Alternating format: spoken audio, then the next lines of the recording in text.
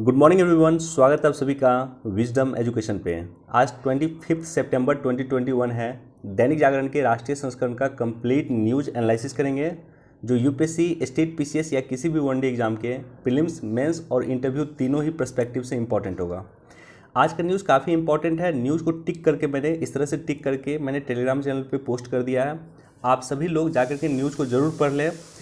दो important news जो आज का है, बेसिकली एक क्वाड समिट हुआ है कल, और दूसरा है कि इंडिया और अमेरिका का जो मीटिंग हुआ, बायलैटरल टॉक हुआ है, तो दोनों को लेकर के एक सेपरेट वीडियो बना दूंगा। हालांकि पहले भी मैंने इंडिया और अमेरिका के लेकर के वीडियो बनाया था और क्वाड को लेकर के भी मैंने पहले भी वीडियो बनाया था, तो दोनों को जाकर के देख लें। लेकिन कल क्या रिसेंट डेवलपमेंट हुआ है, क्वाड में क्या डिसीजन हुआ है और इंडिया और अमेरिका को लेकर के क्या डेवलपमेंट हुआ, दोनों को लेकर के मैं अलग से डिस्कस कर दूंगा, सेपरेट वीडियो बना करके डिस्कस कर दूंगा। फर्स्ट पेज पे जो ये न्यूज़ है ये काफ़ी इंपॉर्टेंट न्यूज़ है। सेंसेक्स का आंकड़ा पहली बार 60,000 पार किया है, तो इससे पहले नहीं हुआ है। ये पहली बार इस तरह का हुआ है कि 60,000 क्रॉस किया है और एक तरह से हिस्टोरिक इसको आप कह सकते हो। तो बेसिक कॉन्सेप्ट हमको समझना होगा कि सेंसेक्स आखिर क्या है और साथ ही साथ निफ्टी क्या है। तो सेंसेक्स क्या है कि सेंसेक्स का जो डाटा होता है वो बेसिकली बीएसई के द्वारा यानी बॉम्बे स्टॉक एक्सचेंज के द्वारा जारी किया जाता है और 60,000 इसका जो आंकड़ा है वो पार किया जाता है। बेसिकली यह शेयर मार्केट से संबंधित है। बॉम्बे स्टॉक एक्सचेंज भारत और एशिया के सबसे पुराना स्टॉक एक्सचेंज है। इसकी स्थापना 1875 में किया गया था। एशिया का सबसे पुराना stock exchange Bombay stock exchange को कहा जाता है, यानी हिंदी में से या शॉर्ट फॉर्म में इसे बीएसई कहा जाता है, Bombay stock exchange. Bombay stock exchange जो है सेंसेक्स को मेजर करता है, जैसे बीएसई क्या होता है, सेंसेक्स को मेजर करता है। और इसी तरह से हमारे यहाँ होता है नेशनल स्टॉक एक्सचेंज होता है, तो नेशनल स्टॉक एक्सचेंज निफ्टी को मेजर करता है। बॉम्बे स्टॉक एक्सचेंज सेंसर से मेजर होता है, नेशनल स्टॉक एक्सचेंज निफ्टी से मेजर होता है। तो बेसिक जो इसका पॉइंट है वो आपको समझनी चाहिए। एशिया के सबसे प्राचीन और देश के प्रथम स्टॉक एक्सचेंज यानी बॉम्बे स्टॉक एक्सचेंज जो है 1956 के एक एक्ट से रेगुलेट होता है। इस एक्ट का पूरा नाम है Mumbai stock exchange security contract regulation act 1956। तो इस एक्ट के माध्यम से Bombay stock exchange basically regulate होता है। और सबसे इम्पॉर्टेंट बात कि बॉम्बे स्टॉक एक्सचेंज में जो है बेसिकली 30 कंपनी है, जो बड़ी कंपनी है वो सूचीबद्ध होती है। तो इसी तरह से एनएससी के बारे में अगर आप पढ़ोगे नेशनल स्टॉक एक्सचेंज में, तो नेशनल स्टॉक एक्सचेंज में 50 कंपनी जो है रजिस्टर्ड होती है, सूचीबद्ध कंपनी होती है और उसके आधार पे नेशनल स्टॉक एक्सचेंज की निफ्टी दी जाती है। उसी तरह से बॉम्बे स्टॉक एक्सचेंज की जो सेंसेक्स दी जाती है बेसिकली 30 कंपनी के आधार पर दी जाती है, उसके परफॉर्मेंस के आधार पर दी जाती है। तो बेसिक आइडिया है। थोड़ा सा एनएससी के बारे में मैं डिस्कस कर देता हूँ, ये भी आपके लिए काफ़ी इंपॉर्टेंट है। नेशनल स्टॉक एक्सचेंज भारत की सबसे बड़ा और तकनीकी रूप से अग्रणी स्टॉक एक्सचेंज है। बॉम्बे स्टॉक एक्सचेंज भारत की सबसे पुरानी स्टॉक एक्सचेंज है, जबकि नेशनल स्टॉक एक्सचेंज भारत की सबसे बड़ी स्टॉक एक्सचेंज है और भारत की ही नहीं, यह विश्व की तीसरी सबसे बड़ी स्टॉक एक्सचेंज है, जो निफ्टी के नाम से जाना जाता है और निफ्टी 50 के नाम से जाना जाता है। यानी 50 कंपनियों का जो परफॉर्मेंस होता है उस आधार पे ये डाटा रेगुलेट करता है या उस आधार पे निफ्टी अपना काम करती है। तो बेसिक जानकारी है, इसको एक बार आप लोग देख लेना। इसको जरूर आप लोग पढ़ सकते हैं। नए दौर में भारत और अमेरिका के रिश्ते, निश्चित तौर पर इसको पढ़ें और इसकी सेपरेट वीडियो में डिस्कस कर दूंगा। अब देखो ये जो न्यूज़ है, ये न्यूज़ है भारत की कोविशील्ड को इटली ने दी मान्यता। तो वर्तमान में चल रही है, जिस तरह से वार्ता चल रही है, हमारी ब्रिटेन से वार्ता चल रही है, अमेरिका से वार्ता चल रही है या अन्य देशों के साथ वार्ता चल रही है, हो क्या रहा है कि ब्रिटेन ने जैसे कि भारत की जो कोविशील्ड है उसको ब्रिटेन ने मान्यता नहीं दिया है। अगर आपने कोविशील्ड के 2 खुराक लगा दिए और उसके बाद ब्रिटेन आप गए हो तो फिर भी वहाँ पे 10 दिन आपको क्वारंटाइन रखा जाएगा। तो इसको लेकर के भारत सरकार ने कड़ी आपत्ति जाहिर किया था ब्रिटेन के साथ और कहा था कि अगर आप इस तरह का काम कीजिएगा, हमारे नागरिकों को वहाँ पे क्वारंटाइन कीजिएगा पहले, तो हम भी आपके नागरिकों के साथ यही व्यवहार इंडिया में करेंगे। आपके नागरिक भी अगर इंडिया में आएंगे तो उसे 10 दिन का क्वारंटाइन रहना पड़ेगा। तो ब्रिटेन से बातचीत चल रही है और फिलहाल हमें इटली ने मान्यता दे दिया है। यानी इसका मतलब ये हुआ है कि अगर आप कोविशील्ड के 2 डोज लगाए हुए हैं और इटली गए तो आपको वहाँ पे क्वारंटाइन रहने की ज़रूरत नहीं होगी।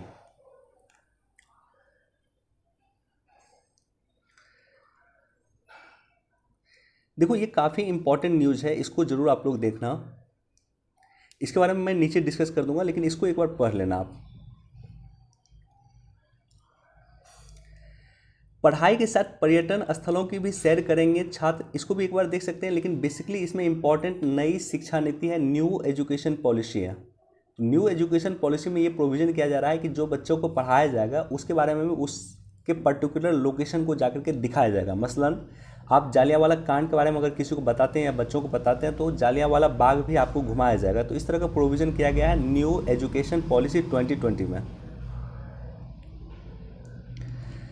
कल यूपीएससी का रिजल्ट आया और 20 वर्ष के बाद इस तरह का हो रहा है कि बिहार के एक छात्र को पहला रैंकिंग मिला। तो सबसे पहले शुभम कुमार को बहुत बहुत बधाई, बिहार के ही हैं, कटिहार के हैं। इससे पहले यूपीएससी में 290 रैंकिंग था और कल इनको पहला रैंकिंग मिला है। तो सबसे पहले बहुत बहुत बधाई।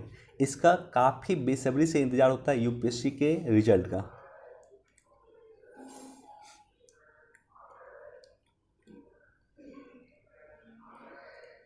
देखो इसको भी पढ़ सकते हैं, ये जो पूरा पेज डेडिकेटेड है ये प्राइम मिनिस्टर मोदी के यूएसए विजिट को लेकर के है। तो इसको भी एक बार आप लोग देख सकते हैं। क्वाड को लेकर के सेपरेट मैं वीडियो डिस्कस कर दूंगा, कल के मीटिंग की क्या आउटपुट हुई है।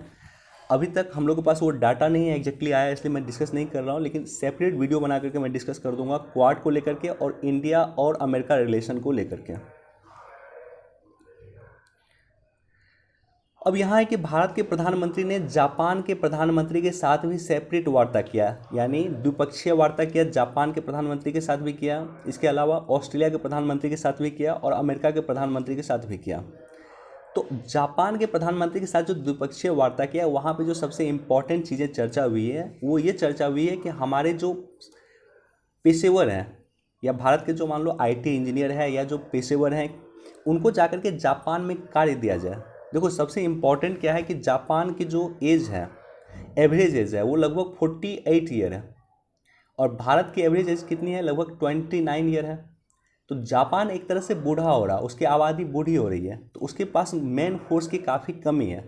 भारत अभी यंग है विश्व में, तो ऐसे कंडीशन में भारत के पास मैन फोर्स की संख्या काफ़ी ज़्यादा है, काफ़ी लोग यहाँ पे हैं, काफ़ी लोग बेरोजगार भी यहाँ पे हैं। तो किस तरह से भारत के लोगों को जाकर के जापान में काम दिया जाए, इसको लेकर के इंडिया और जापान की लगातार डिस्कशन होती है कि भारत के लोगों को जापान में जाकर के काम दिया जाए, क्योंकि जापान की आबादी बूढ़ी हो चुकी है, उनके पास युवा लोगों की कमी है, युवा की टीम की कमी है। तो भारत के जो युवा है वो जाकर के जापान में काम कर सके, इसको लेकर के कल भी डिस्कशन किया गया प्राइम मिनिस्टर मोदी का और जापानी प्राइम मिनिस्टर सुगा का। अब देखो इंडिया जापान रिलेशन की मैं बात करूँ तो कुछ पॉइंट मैं आपको डिस्कस कर देता हूँ कि भारत और जापान दोनों देश रक्षा में, विज्ञान में, व्यापार के क्षेत्र में सहयोग कर रहे हैं और दोनों के साथ संबंध मजबूत कर रहे हैं। यानी बेसिकली रक्षा में, विज्ञान में, व्यापार में और कई चीज़ों में जापान इंडिया मिलकर साथ काम कर रहे हैं। 2014 में भारत और जापान दोनों देशों ने अपने संबंधों को विशेष रणनीतिक और वैश्विक भागीदारी यानी special strategic and global partnership की ओर बढ़ाया। Mumbai Ahmedabad high speed train जो है ये भारत में जो बना रहा है, मुंबई से लेकर के अहमदाबाद जाएगी, वो जापान के सहयोग से बन रहा है। अक्टूबर 2018 में भारत के प्रधानमंत्री की जापान यात्रा के दौरान भारत जापान डिजिटल साझेदारी यानी इंडिया जापान डिजिटल पार्टनरशिप की शुरुआत किया गया। ये भी क्वेश्चन आपसे पूछा जा सकता है कि इंडिया जापान डिजिटल पार्टनरशिप की शुरुआत कब किया गया है, तो अक्टूबर 2018 में भारत के प्रधानमंत्री की जापान यात्रा के दौरान। अगस्त 2011 में भारत जापान आर्थिक भागीदारी समझौता India Japan comprehensive economic partnership agreement को साइन किया गया, इसे लागू किया गया है। भारत और जापान के बीच में जिममैक्स, शिशु मैत्री और धर्म गार्जियन ये तीनों ही युद्धाभ्यास होते हैं। तीनों का नाम याद रख लेना, कई बार किसी भी वनडे एग्जाम वगैरह में या स्टेट पीसीएस में भी मसलन कई बार क्वेश्चन पूछा है। जिममैक्स, शिशु मैत्री और धर्म गार्जियन तीनों ही भारत और जापान के बीच में होते हैं। इसी तरह से मालाबार सैन्य अभ्यास जो है, जो मालाबार एक्सरसाइज है जिसमें इंडिया, जापान, ऑस्ट्रेलिया और अमेरिका चारों पार्टिसिपेट करते हैं, तो इसमें भी जापान की बड़ी भूमिका है। जापान के साथ भारत सरकार ने करेंसी स्वैप एग्रीमेंट साइन किया है। इसका मतलब क्या हुआ? इसका मतलब ये हुआ कि हमें जब डॉलर की आवश्यकता होगी उस लेवल पे, तो हम क्या करेंगे कि इंडियन करेंसी यानी रुपये जो है जापान को देंगे और जापान से हम डॉलर ले सकते हैं। तो एक लिमिट मात्रा में रुपए देकर के जापान से हम डॉलर ले सकते हैं, इसको बोलते हैं करेंसी स्वैप एग्रीमेंट, जो हमने जापान के साथ साइन किया।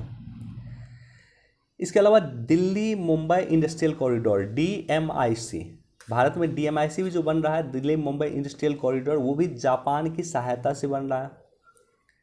इसी तरह से अगर आप देखोगे, जिस तरह से हमने कॉमकासा एग्रीमेंट साइन किया है अमेरिका के साथ, उसी तरह से ACSA एग्रीमेंट हमने साइन किया है जापान के साथ।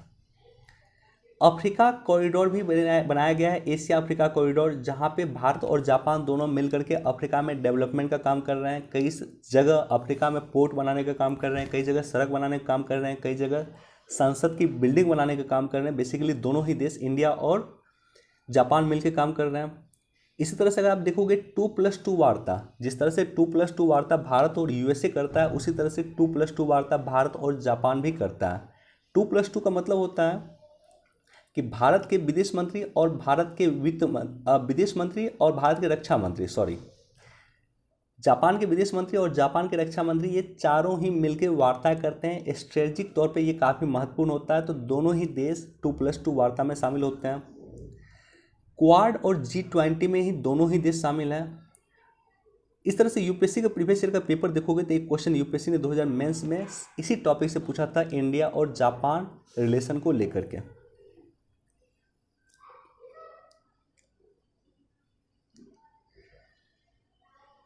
इसको भी एक बार पढ़ सकते हैं।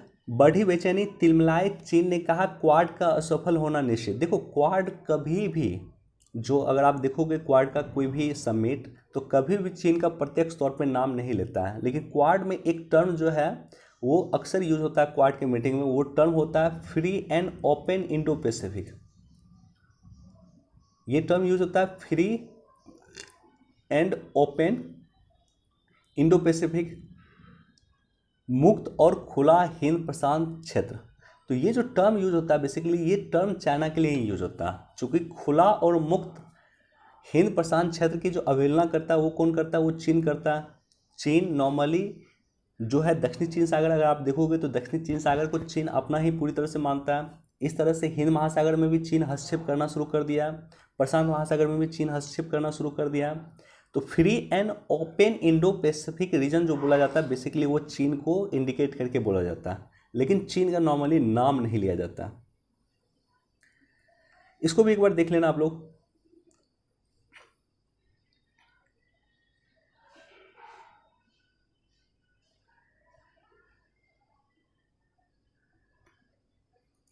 देखो यहाँ पे फर्स्ट पेज पे भी ऑलरेडी ये न्यूज़ था। ओके, फर्स्ट पेज पे भी ये न्यूज़ था। ये न्यूज़ आप, ये जो विमान दिख रहा है ये विमान छोटी विमान है, मध्य विमान इसको कह सकते हैं। टाटा कंसोर्टियम के द्वारा इसको बनाया गया, टाटा कंपनी इसको बनाई है, और बेसिकली भारत सरकार भी इसको परचेज करेगी और इंडिया से बाहर भी ये बेचा जा सकेगा। तो सरकार ने परमिशन दिया है कि ये विमान आप बाहर भी बेच सकते हैं। तो इस तरह से हम जो है विमान बेच करके भी भारत में फॉरेक्स रिजर्व अचीव किया जा सकता है। तो उस संदर्भ में इसको आप देख सकते हैं कि हम मेक इन इंडिया को किस तरह से प्रमोट कर रहे हैं। भारत के बने हुए विमान अब विदेश में भी सप्लाई होंगे, तो ये काफ़ी ऐतिहासिक क्षण है। फर्स्ट पेज पे भी इससे संबंधित न्यूज़ था, बाकी इसको पढ़ लेना।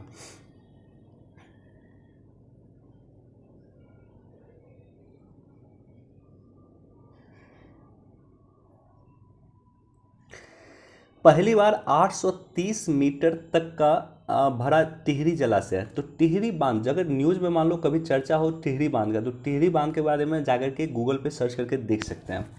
भारत का सबसे ऊंचा बांध है टिहरी बांध, जो भागीरथी और भिलांगना के तट पे अवस्थित है, दोनों के संगम पे बनाया हुआ है। वहीं पे ये बांध है, बेसिकली उत्तराखंड में ये बांध है, यूके में ये बांध है भागीरथी नदी पर। और यह पूछा जाए तो भागीरथी और भिलांगना नदी दोनों के संगम पे बना हुआ ये बांध है बेसिकली। अब देखो यहाँ पे नए ये जो टॉपिक है, ये टॉपिक है नए नियमों के तहत ट्विटर पे नियुक्त किए जाएंगे अधिकारी, केंद्र सरकार ने कहा है। तो नया नियम क्या है, बेसिकली आईटी एक्ट में रिफॉर्म्स करता है। 2021 में आईटी एक्ट आया था, उस आईटी एक्ट में रिफॉर्म्स करता। हमने कई बार आपके साथ डिस्कस किया है कि आईटी एक्ट जो आया था, न्यू आईटी एक्ट, वो बेसिकली 3 रिफॉर्म्स करता है। एक तो ओटीटी प्लेटफॉर्म को लेकर के रिफॉर्म्स करता है। ओटीटी प्लेटफॉर्म जैसे जहाँ पे आप लोग मूवी देखते हैं, जैसे अमेजॉन प्राइम हो गया, एक ओटीटी प्लेटफॉर्म है। दूसरा जो है ये डिजिटल मीडिया को लेकर के रिफॉर्म्स करता है। डिजिटल मीडिया क्या है, जैसे लल्लन टॉप हो गया डिजिटल मीडिया, उसको लेकर के ये नियम बनाता है। और तीसरा जो है ये जो है सोशल नेटवर्किंग साइट जो है या सोशल मीडिया जो है उसको लेकर के ये रेगुलेट करता है, जैसे फेसबुक वगैरह हो गया, ट्विटर हो गया, कू हो गया। तो ये सारे के सारे को ये जो है रेगुलेट करने का काम करता है था न्यू आईटी लॉ। उसके बारे में आपको पता होना चाहिए, बेसिकली उसी से संबंधित ये न्यूज़ है। इसी तरह से एक बार इसको देख सकते हैं, अगले 10 दिनों तक मानसून वापस नहीं आने के आसार हैं, और ये कहा है आईएमडी। आईएमडी के बारे में बेसिकली आपको जानकारी जरूर होना चाहिए, ये संस्था काफ़ी बार पूछा जाता है क्वेश्चन। आईएमडी मतलब होता है भारतीय मौसम विज्ञान विभाग।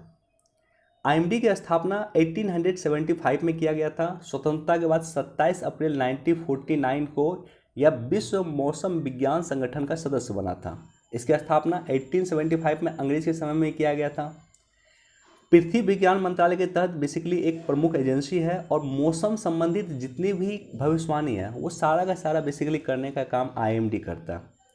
हेडक्वार्टर इसका कहाँ है, नई दिल्ली में है, और इसका 6 क्षेत्रीय कार्यालय भी हैं, जिसमें चेन्नई है, गुवाहाटी है, कोलकाता, मुंबई, नागपुर और नई दिल्ली। तो 6 क्षेत्रीय कार्यालय, हेडक्वार्टर नई दिल्ली, स्थापना 1875 में, 1949 में ये सदस्य बना था विश्व मौसम विज्ञान संगठन का। तो ये बेसिक इन्फॉर्मेशन है जो आईएमडी के बारे में आपको पता होनी चाहिए।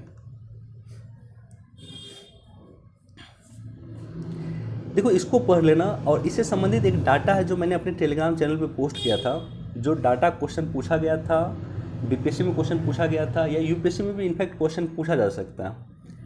डाटा यह है कि डायरेक्ट टैक्स और इनडायरेक्ट टैक्स का रेशियो क्या है, टैक्स टू जीडीपी रेशियो क्या है।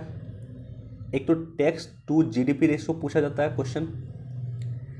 दूसरा क्वेश्चन पूछा जाता है कि direct tax to GDP ratio, और तीसरा क्वेश्चन पूछा जाता है indirect tax to GDP ratio. ये तीनों ही क्वेश्चन पूछे जाते हैं जो पूछा गया ऑलरेडी यूपीएससी में और बीपीएससी में भी इनफैक्ट। तो उसका डाटा मैंने अपने टेलीग्राम चैनल पे पोस्ट किया है, टेलीग्राम जरूर ज्वाइन करें आप लोग। प्रत्यक्ष कर में 47% जो है इजाफा हुआ, तो बहुत बड़ी न्यूज़ नहीं है, लेकिन एक बार इसको देख सकते हैं। इसको भी एक बार पढ़ लेना। खाद्य श्रृंखला को बचाएंगे एग्रोकेमिकल। 4 राज्यों में लगाए जाएंगे मेडिकल उपकरण। देखो मैंने कई बार आपके साथ डिस्कस किया है कि भारत को आवश्यकता है कि एपीआई के सेक्टर में, यानी एक्टिव फार्मास्यूटिकल इंग्रेडिएंट के सेक्टर में भारत आत्मनिर्भर हो, क्योंकि हम इसका 70% से अधिक आयात करते थे सिर्फ चीन से, 90% इसका आयात करते थे हम विश्व के देशों से। एपीआई क्या है, एपीआई को एक तरह से आप कह सकते हो कच्चा माल है दवाई का। जितना दवाई आप खाते हैं, जैसे आप पैरासीटामोल खाते हैं या कोई अन्य दवाई खाते हैं, तो उस दवाई का कच्चा माल क्या है, एपीआई, एक्टिव फार्मास्यूटिकल इंग्रेडिएंट। तो इसका जो है, इसके सेक्टर में भारत को आत्मनिर्भर होने की जरूरत थी, ये हम कई बार डिस्कस कर रहे थे। और इसको लेकर के सरकार ने आत्मनिर्भर भारत में कई सारे प्लान चर्चा भी किया था, और हमने कई बार आपके साथ एडिटोरियल डिस्कस किया है एपीआई के सेक्टर में भारत की तरफ से आत्मनिर्भर हो सकता है। अब जो है इसी से संबंधित एक अन्य न्यूज़ है जो यहाँ पे दिया हुआ है कि आत्मनिर्भर भारत के तहत मेडिकल उपकरण जो होता है, कई सारे मेडिकल उपकरण होते हैं। जैसे मान लो कोई लंगड़ा है तो उसके लिए एक अलग से मेडिकल उपकरण होगा, या कई सारे मेडिकल उपकरण होते हैं। तो मेडिकल उपकरण को लगाने के लिए भारत सरकार आत्मनिर्भर भारत के तहत 4 राज्यों को सिलेक्ट किया है जहां पे मेडिकल उपकरण पार्क लगाए जाएंगे, जिसमें यूपी है, एमपी है, हिमाचल प्रदेश है और तमिलनाडु है। तो ये 4 राज्य हैं, नाम पूछा जा सकता है, यूपी, एमपी, हिमाचल प्रदेश और तमिलनाडु। यहाँ पे मेडिकल उपकरण पार्क लगाए जाएंगे। ये आवश्यक क्यों है? जिस तरह से एपीआई का भारत एपीआई में 90% विदेशों से आयात करता था, उसी तरह से मेडिकल उपकरण का 70% हम विदेशों से आयात करते हैं। तो हमें इस पे डिपेंडेंसी कम करना है विश्व के देशों पे और आत्मनिर्भर होना है, इसलिए हमें ज़रूरत है कि मेडिकल उपकरण भारत लगाएं। इसको भी एक बार पढ़ लेना आप लोग। 2 माह में 13% अधिक सस्ता हुआ स्टील। स्टील के उत्पादन में भारत का विश्व में 2nd पोजीशन है। सबसे पहला पोजीशन है चीन का, दूसरा पोजीशन पे भारत आ गया है, दूसरा पोजीशन पे पहले जापान था। तो अभी स्टील के उत्पादन में भारत विश्व में 2nd पोजीशन पे।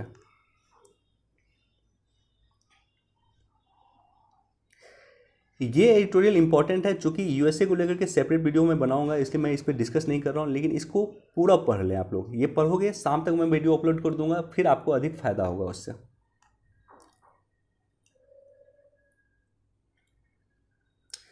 एक बार इसको भी पढ़ सकते हैं। बिहार के किसानों को पुआल परेशानी का सबब नहीं बल्कि कमाई का जरिया। देखो, ये जो पुआल है, बिहार में इसको पुआल कहते हैं। और अगर आप जाओगे दिल्ली वगैरह के सेक्टर में, क्षेत्र में, या अन्य जगह जैसे पश्चिमी उत्तर प्रदेश हो गया, हरियाणा हो गया, पंजाब हो गया, वहाँ पे इसी को कहा जाता है पराली। तो पराली जलाने की जो समस्या है, जिसके कारण दिल्ली का एयर पोल्यूशन काफ़ी बढ़ जाता है, और खास करके अभी से सितंबर से लेकर के मार्च तक दिल्ली में एयर पोल्यूशन रहता है। दिल्ली गैस चैम्बर के रूप में तब्दील हो जाती है। तो उस पराली का जो जलाता है किसान, उसकी समस्या का समाधान भी, ये समस्या का समाधान हो सकता है कि किसानों को भी पुआल जो है, या पराली उसको कह सकते हैं, उसके लिए उसको कमाई का जरिया बना दें। किसान क्यों उसको जलाएंगे? किसान को सरकार अगर उस पराली को परचेज कर लेती है तो किसान को उससे फ़ायदा होगा, तो किसान उसको जलाएंगे नहीं। किसान उसको जलाएंगे नहीं तो दिल्ली के क्षेत्र में एयर पोल्यूशन की समस्या क्रिएट नहीं होगी। तो बिहार के तरह इनिशिएटिव दिल्ली सरकार को भी, या पश्चिमी उत्तर प्रदेश में भी, हरियाणा सरकार को, पंजाब सरकार को भी लेने की आवश्यकता है। बाकी इसको एक बार आप लोग डिटेल से पढ़ लेना। देखो, यहाँ पे जो ये न्यूज़ है, कंपटीशन कमीशन ऑफ इंडिया प्रतिस्पर्धा आयोग से संबंधित न्यूज़ है। तो यहाँ पे बस ये संस्था इंपॉर्टेंट है। कंपटीशन कमीशन ऑफ इंडिया की स्थापना 2002 में किया गया था, प्रतिस्पर्धा आयोग। तो ये संस्था काफ़ी इंपॉर्टेंट है, इसके बारे में जाकर के आप लोग देख सकते हैं। हमने कई बार डिस्कस किया है यहाँ पे। इसको भी एक बार देख सकते हैं कि केदारनाथ क्षेत्र में खिला दुर्लभ नीलकमल, इस तरह का खिला गया है। यहाँ पे इस तरह का जो है ये दिख रहा है आपको, इस तरह का फूल खिला है केदारनाथ के सेक्टर में। तो क्वेश्चन पूछा जा सकता है कि दुर्लभ नीलकमल कहाँ पे खिला है? तो उत्तराखंड के केदारनाथ के क्षेत्र में।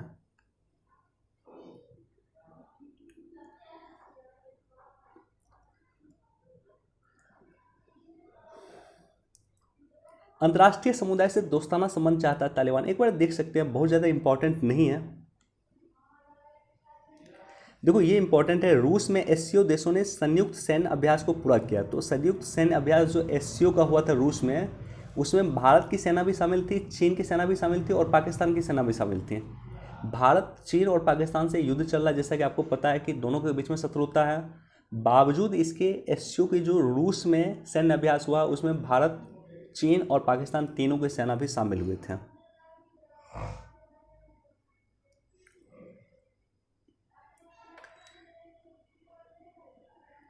इसको देख सकते हैं, इसमें काफ़ी डाटा दिया हुआ है। ये डाटा मेंस लिखने के आपका काम आ सकता है। वायु पोल्यूशन से रिलेटेड काफ़ी डाटा दिया हुआ है यहाँ पे, इसको ज़रूर आप लोग नोट कर लेना। इस डाटा को आप लोग नोट कर लेना, ये आगे आपको काम दे सकता है।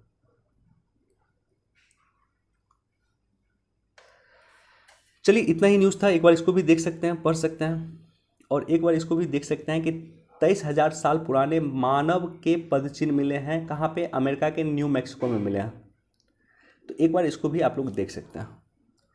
चलिए, वीडियो देखने के लिए धन्यवाद। Thank you so much. Please do like, share and subscribe. Thank you.